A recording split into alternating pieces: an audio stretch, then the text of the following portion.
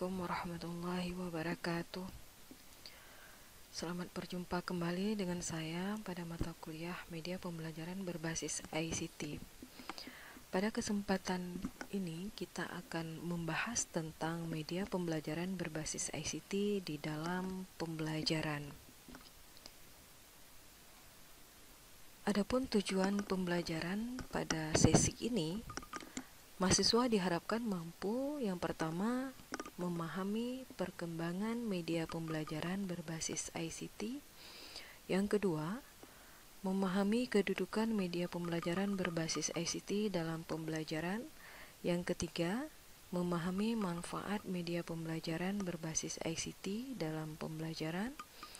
Kemudian yang terakhir yaitu menganalisis kendala-kendala pengimplementasian media pembelajaran berbasis ICT dalam pembelajaran.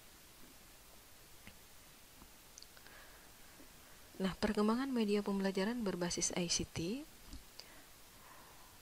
beberapa perkembangan teknologi yang mempengaruhi eksistensi ICT adalah pertama sekali ditemukannya telepon oleh Alexander Graham Bell pada tahun 1875.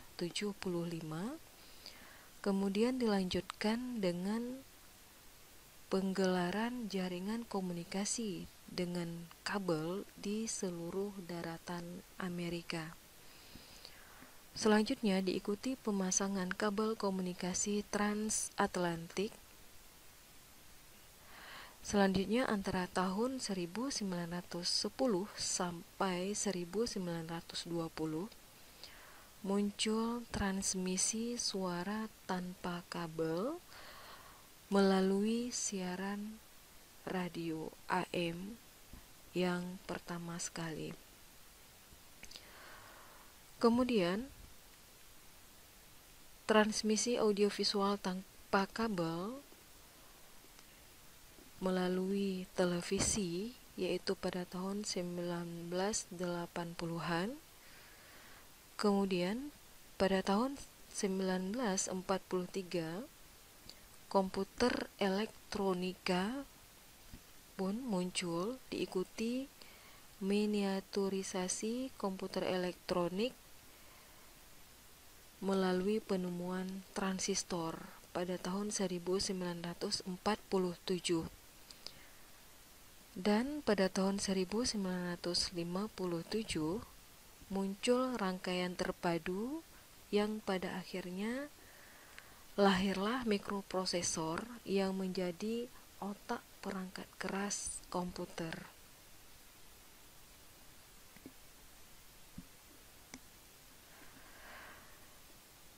Nah, setelah penemuan mikroprosesor, maka perkembangan ICT terus berevolusi.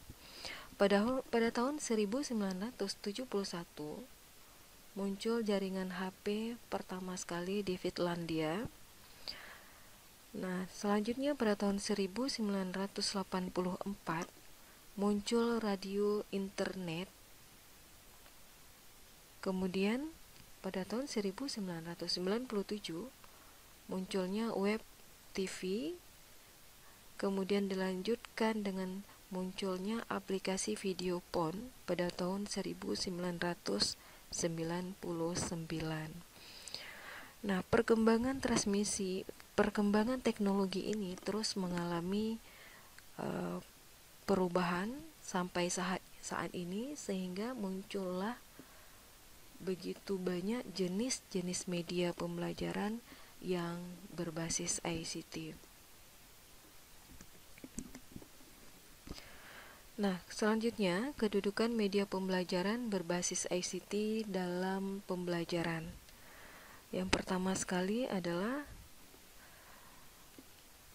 kedudukan media pembelajaran sebagai alat untuk mempermudah menyampaikan materi pembelajaran.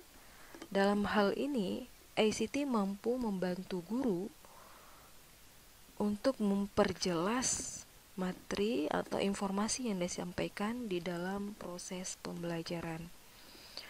Nah, yang kedua, Kedudukan media pembelajaran adalah sebagai alat untuk memperjelas konsep yang sifatnya abstrak.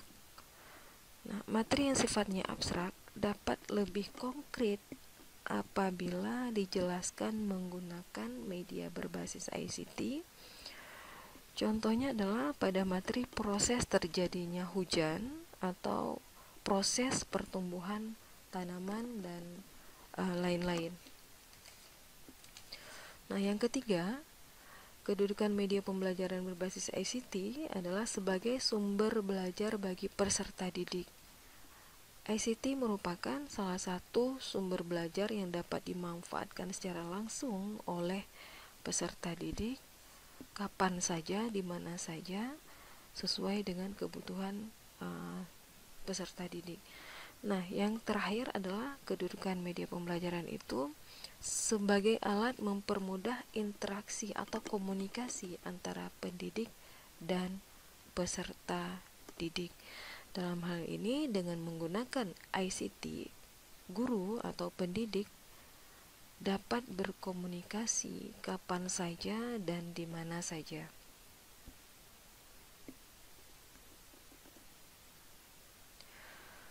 Nah, selanjutnya, manfaat daripada media pembelajaran berbasis ICT dalam proses pembelajaran. Yang pertama, dengan media pembelajaran berbasis ICT, kita dapat mengakses ke berbagai unit-unit tertentu seperti misalnya perpustakaan, laboratorium, dan lain sebagainya. Kemudian yang B, dapat akses ke pakar bidang tertentu, ya, apakah itu bidang pendidikan, kesehatan, atau lain sebagainya.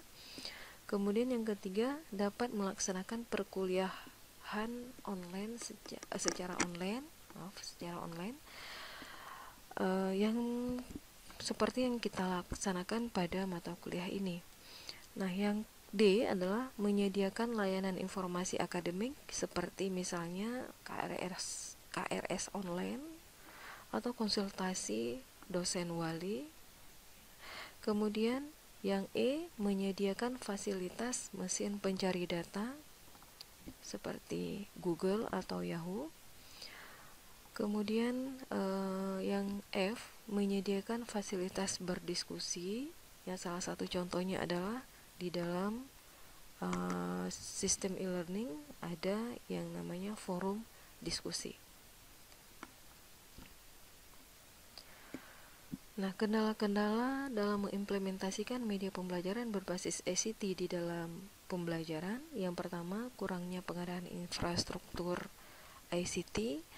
Nah, ini sangat berpengaruh pada daerah-daerah yang di luar jangkauan atau daerah-daerah terpencil.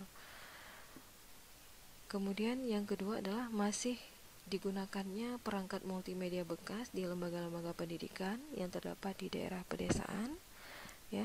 Jadi pada saat ini masih banyak lembaga-lembaga pendidikan di daerah pedesaan itu yang mendapatkan media-media multimedia dari lembaga yang lain. Kemudian kendala yang terakhir adalah mahalnya biaya pengadaan penggunaan fasilitas ICT.